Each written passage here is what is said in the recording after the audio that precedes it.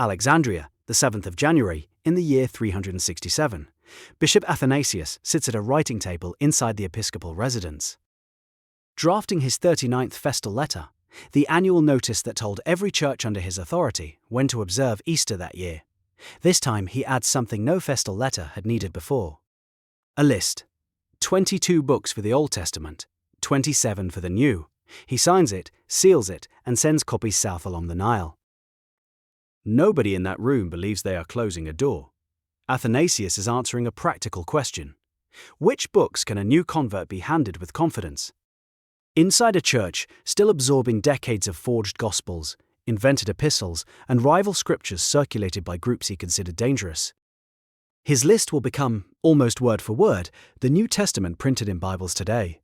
The 20th century New Testament scholar, Bruce Metzger, whose work on canon history remains a standard reference, called 367 the first moment the New Testament scope was declared to be exactly these 27 books and no others. That much is not in dispute among historians. What gets far less attention is what his list left out, and who never received the memo. He is not writing in a grand cathedral. Egyptian bishops of this period worked from modest residences attached to their churches, dictating to a secretary or writing longhand on papyrus that would then be copied. Letter by letter, by scribes who had no printing press and no shortcut, a single mistake in a single copy could travel for a generation before anyone caught it. That is the fragile, hand-copied world in which the question of which books count first had to be answered out loud, in writing, for the first time in Christian history. 1,500 miles south of Alexandria, in the highland kingdom of Aksum, a church already existed. It had received its Christianity, its first bishop, and its earliest scripture from that same Alexandrian source. Roughly 20 years before Athanasius wrote that letter. When the full Ethiopian Bible finally reached its settled form, it did not stop at the 51 or so books found in a Roman Catholic Bible. It did not stop at the 66 of a Protestant one. It stopped at 81, 46 in the Old Testament, 35 in the New, a number no other Christian church on earth claims. This is not a story about a church that invented extra scripture nobody else ever possessed. Every one of the additional titles already existed, in Aramaic, Hebrew, or Greek, centuries before an Ethiopian scribe translated a single line of them. Jewish and Christian communities across the Mediterranean read these books, argued over them, and in at least one case quoted from them inside a letter that made the final cut everywhere. The real question is not where these texts came from. It is why nearly every other Christian tradition eventually agreed to stop reading them, and how one African church, sitting at the edge of almost every map ever drawn in Rome or Constantinople, simply never received that instruction. Start with the arithmetic, because the arithmetic is itself a clue. The Ethiopian Orthodox Tewahedo Church states its canon at 81 books. Ask 3 different Ethiopian sources to name all 81. However, and the lists will overlap without matching exactly. A commentary tradition, called the Feta Megast, cites 81 as the official total, and then names only 73 books outright, a shortfall Ethiopian scholars have spent generations trying to close. There is a second, competing way the count gets assembled entirely. One printed edition, issued in the 20th century under the personal command of Emperor Haile Selassie, the reigning monarch from 1930 until 1974, reaches 81 by a different route. It splits the Book of Proverbs into 2 titles, counts the universally recognized Old Testament as 40 books instead of 39, and then adds 14 further texts, Enoch and Jubilees among them, bringing the Old Testament alone to 54, joined to a conventional 27-book New Testament. 2 separate accounting methods, arriving at the same total from opposite directions. The other common accounting method, the one that produces 46 and 35, reaches its New Testament figure a third way again.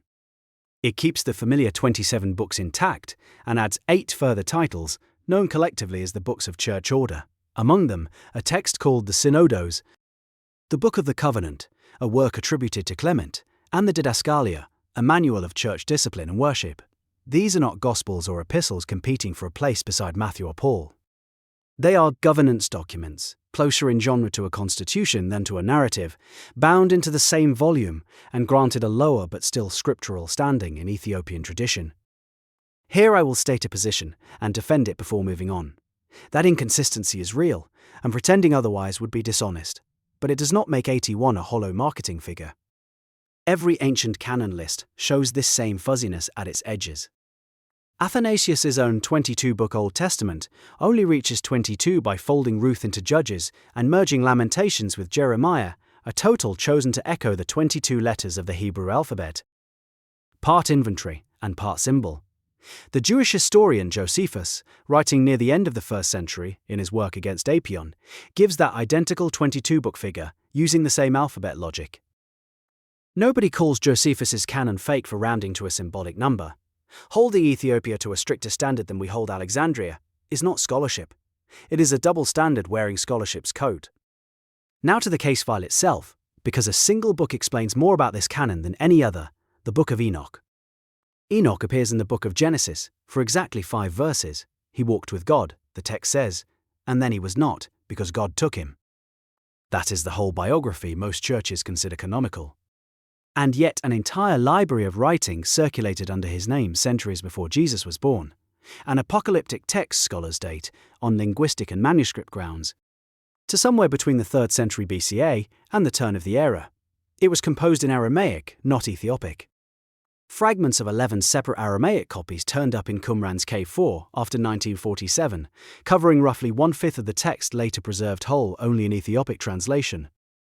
This detail carries more weight than it first appears to. Whatever the Book of Enoch is, it is not a late Christian invention manufactured to embarrass anyone.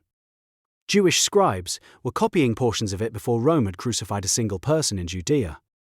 The most notorious section, called the Book of the Watchers, expands a story Genesis compresses into 4 cryptic verses. Genesis 6 says the sons of God saw that the daughters of men were beautiful, took wives from among them, and fathered the Nephilim, a Hebrew word most commonly traced to the root meaning to fall, though Hebraists still debate the exact derivation. Enoch turns that fragment into 200 angels called Watchers, descending together onto Mount Hermon under a leader named Shemihazer, teaching forbidden knowledge to humanity, and fathering a race of giants whose violence eventually triggers the flood. Second Temple Judaism overwhelmingly read Genesis 6 this way. So did the first Christian writers who commented on it at all. Justin Martyr affirmed it, Irenaeus affirmed it in Against Heresies, Tertullian defended it more aggressively than anyone. A rival reading exists, and it deserves its own hearing rather than a footnote.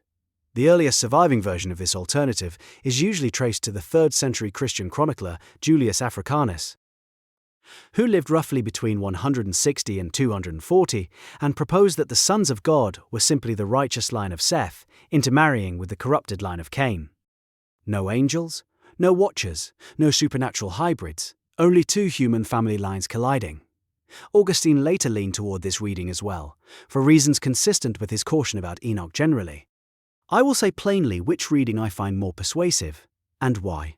The angelic reading is both the older attested view, and the one the vocabulary of Genesis 6 actually supports elsewhere in Scripture, where sons of God describes members of the heavenly court in Job, not a righteous human bloodline.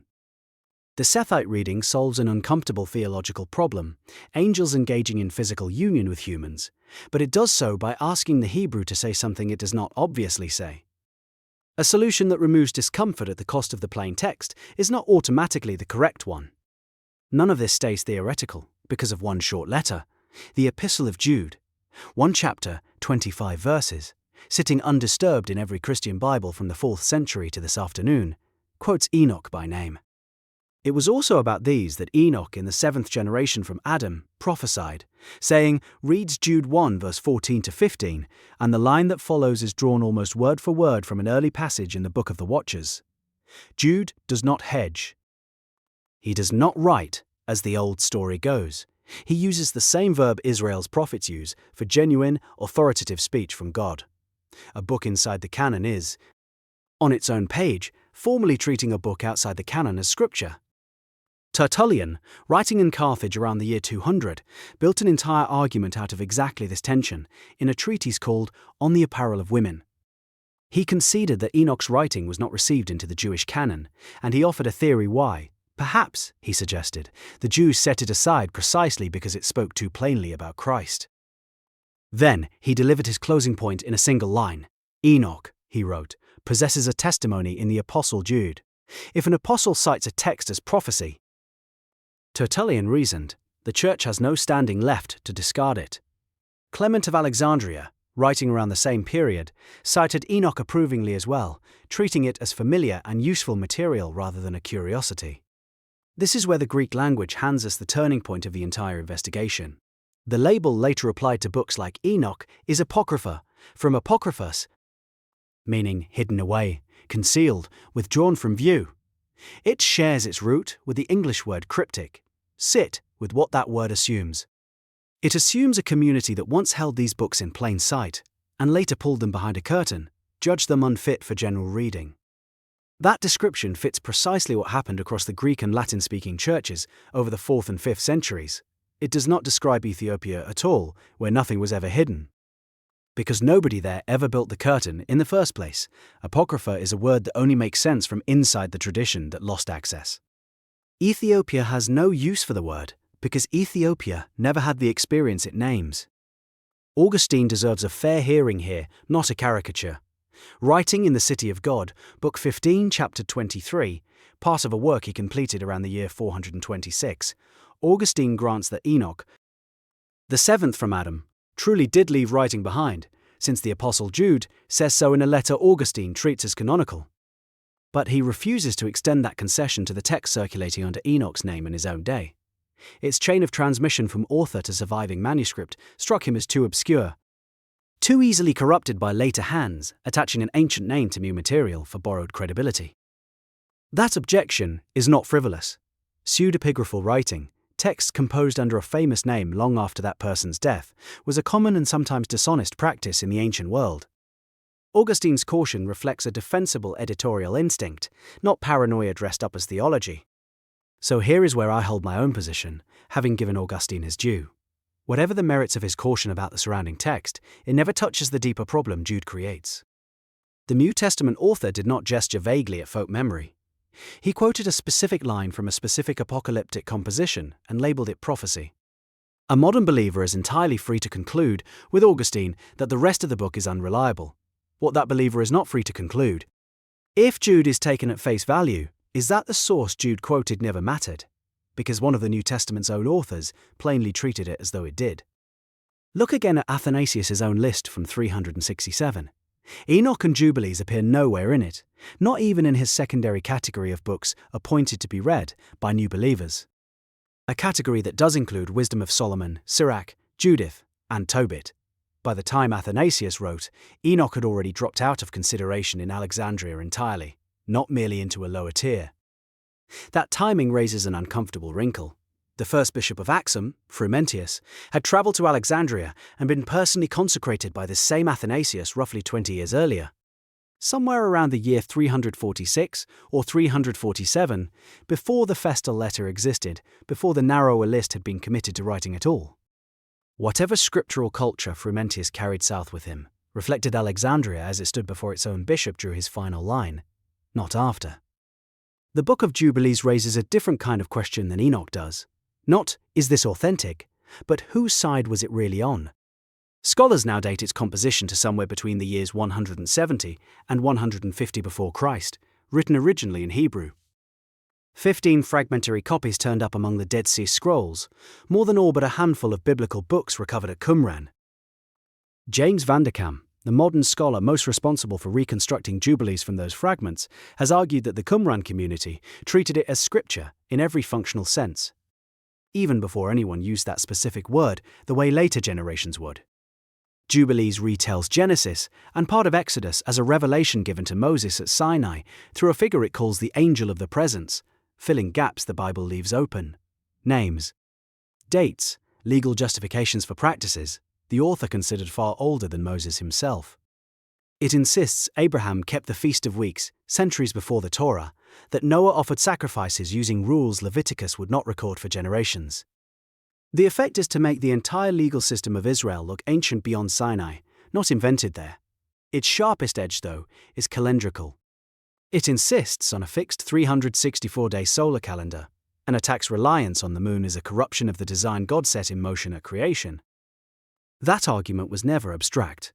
Whoever controlled the calendar controlled when Passover landed, when the Sabbath fell, and whether a breakaway community's holy days matched Jerusalem's, or defiantly did not. Jubilees is a theological argument dressed as ancient history, and the community that prized it most eventually walked away from mainstream Jerusalem Judaism entirely.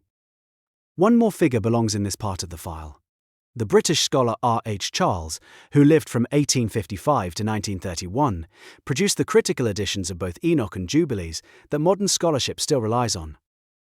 He did this work at the turn of the 20th century, decades before the Dead Sea Scrolls existed to confirm any of it. Using Ethiopic manuscripts almost exclusively, because the complete text of both books survived nowhere else on earth. Every English translation of Enoch printed in the last 100 years. However, it eventually reached a reader's hands, passed through Ethiopia first. Then comes a book that sounds from its title alone like the least controversial item in this entire file, and turns out instead to be the strangest. The Ethiopian books of Maccabees, called Meqabyan, share a name with the histories of Judah Maccabee's revolt against the Hellenistic Seleucid kings found in Catholic and Greek Orthodox Bibles. Open the 3 books of Meqabyan, expecting that same story, and it simply is not there. No Judah Maccabee, no Seleucid dynasty, no Hanukkah, no rededicated temple. Instead, there is a hero named Meqabis, drawn not from the priestly tribe of Levi like the historical Maccabees, but from the tribe associated with Saul, and a tyrant named Sidon who commands his subjects to bow before idols carved from wood and stone. Meqabis and his sons refuse, are tortured for their refusal, and are promised bodily resurrection as their reward. A set of martyrdom narratives, sharing little beyond a family resemblance in tone and a coincidence of title with the Hellenistic history everyone else calls Maccabees. How does a church end up with 3 books called Maccabees that are not about the Maccabees? One theory, held by some serious scholars, argues that Ethiopian translators once possessed a genuine, if badly garbled, source connected to the historical Maccabean literature, and that centuries of copying dissolved the original narrative beyond recognition. My own reading leans a different direction, and I will defend it plainly. I think the Ethiopian church knew, through reputation and liturgical memory alone, that the Maccabees meant faithful martyrs who defied a pagan king's idols and were promised resurrection, without ever holding a full Greek or Hebrew copy of the actual books in hand. Faced with a liturgical slot and a name but no text, the tradition composed new material to fill it, carrying the memory forward even as it lost the history. I hold that position because the mismatch is total, not partial. A community lightly corrupting an inherited text tends to keep names, places, and the basic sequence of events, even while embellishing the details around them. Meqabyan preserves none of that scaffolding. Not one Seleucid king, not one Hasmonean name survives anywhere in it. That scale of replacement looks less like an error compounding across centuries of copying and more like an independent composition built to answer a need the existing corpus did not meet. Whatever explains its origin, Meqabyan is not evidence of some ancient text miraculously restored. It is evidence of something almost more interesting, a living tradition still generating scripture-shaped material to answer its own questions, long after most of the Christian world had decided that process was finished. Now follow the story west, because the West's departure from these books was never a single decision, either. It accumulated, in small steps, made by men who mostly never met one another. Jerome, translating Hebrew and Greek into Latin at the close of the 4th century, drew a sharp line in his prefaces between what he called the Veritas Hebraica, the Hebrew truth, the 22 or 24 books that existed in a Hebrew original, and the additional Greek material his own Latin readers already assumed belonged in their Bibles. His preface to Samuel and Kings even earned the nickname Prologus Galeatus, the helmeted prologue, because Jerome said it was armor against the criticism he expected to take. He kept translating the disputed books anyway, since refusing outright was never realistic, but he told his readers plainly, preface after preface, that these texts were useful for edification and unreliable for settling doctrine. He was not hiding anything. He printed the warning directly on the label. A Latin council meeting at Carthage in the year 397 went the opposite direction from Jerome and affirmed the fuller list, Tobit, Judith, Wisdom, Sirach, both Greek books of Maccabees as fully canonical for the Western churches, without Jerome's asterisks attached. For roughly 1100 years afterward, the matter sat in an uneasy truce.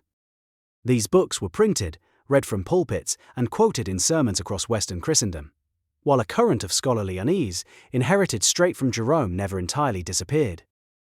Martin Luther broke that truce, In his complete German Bible of 1534, he gathered the disputed books into their own labeled section, between the Old and New Testaments.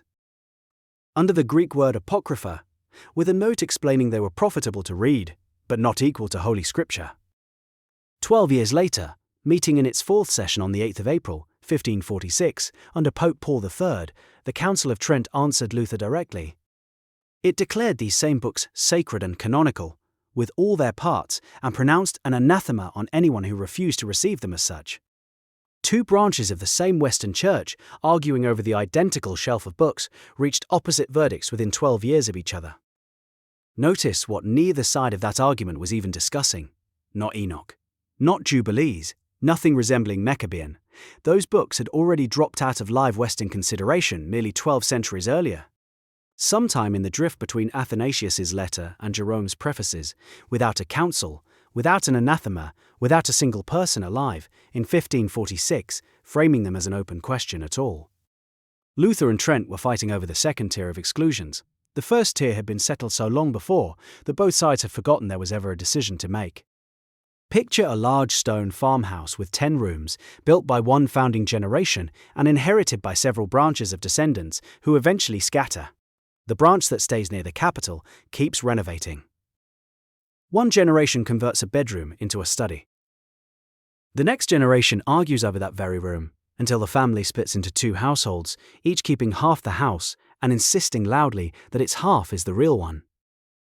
Meanwhile, a branch that had already emigrated, long before either argument began, keeps living quietly in the original 10-room house, unaware there was ever a dispute back home about square footage. When the branches finally compare notes, centuries later, the renovated households are stunned to discover the departed branch never lost a single room, because nobody ever told them there was anything to argue about. That, as closely as I can put it in physical terms, is what happened between Rome, the Reformers, and Ethiopia. Rome and the Reformers spent the Reformation arguing over a wing that had already been rebuilt more than once.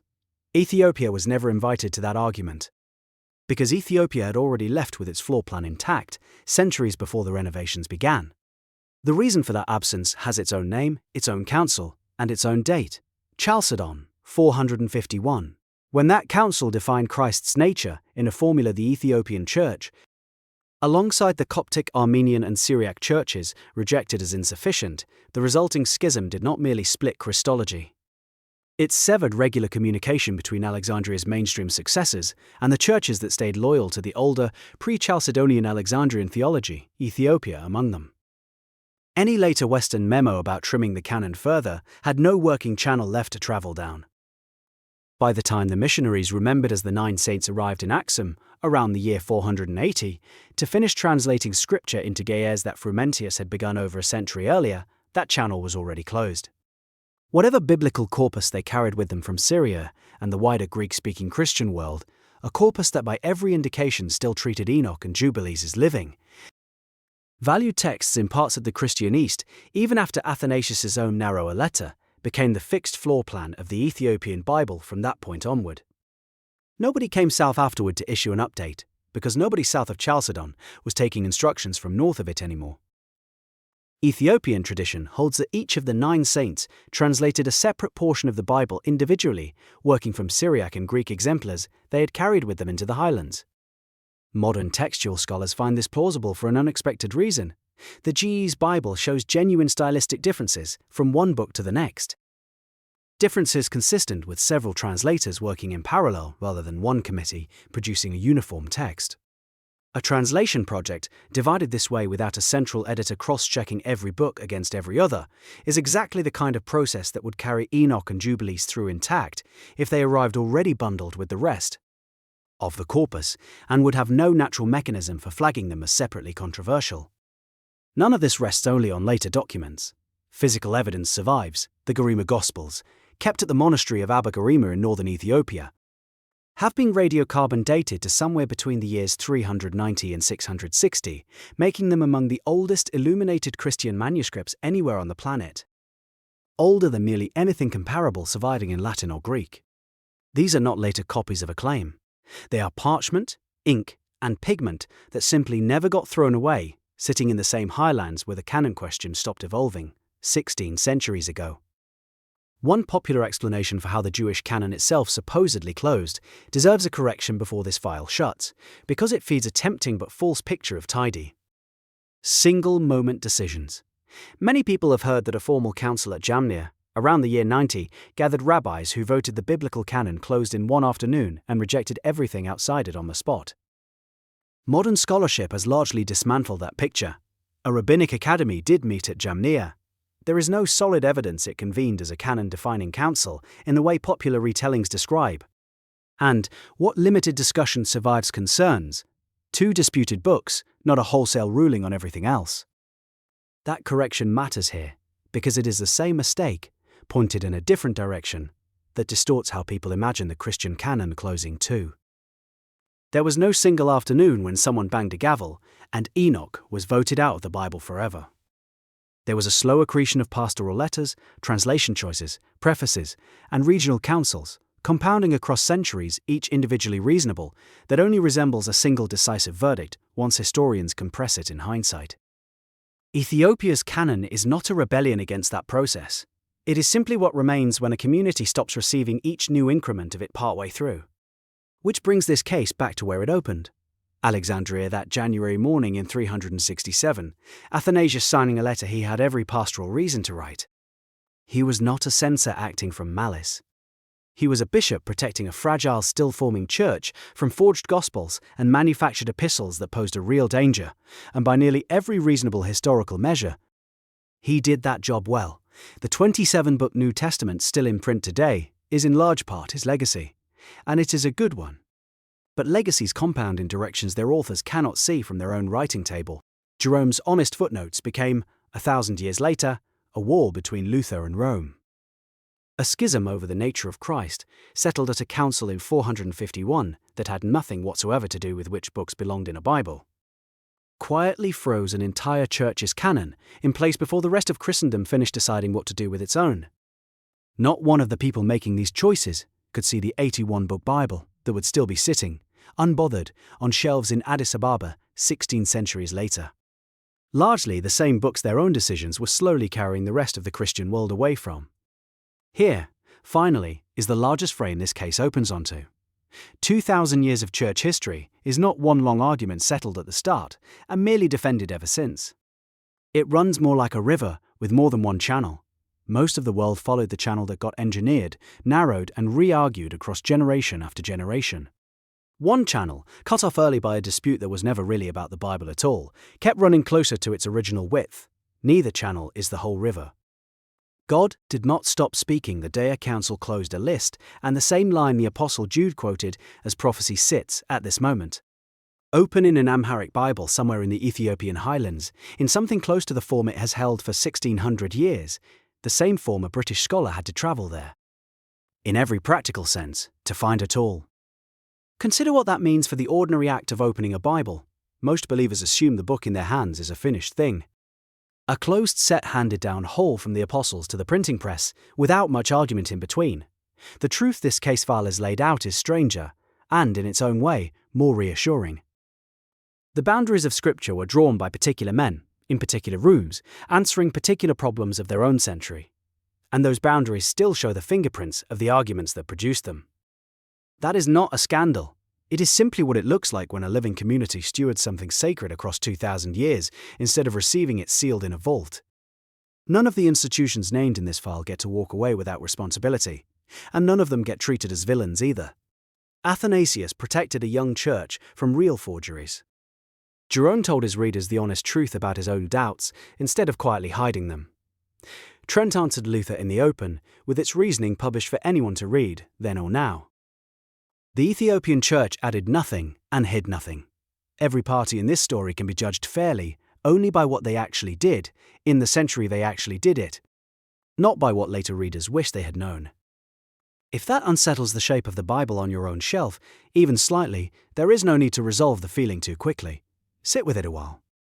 Ask what it would mean if the book you grew up with was never the whole conversation, only the portion of it your particular branch of the family happened to keep.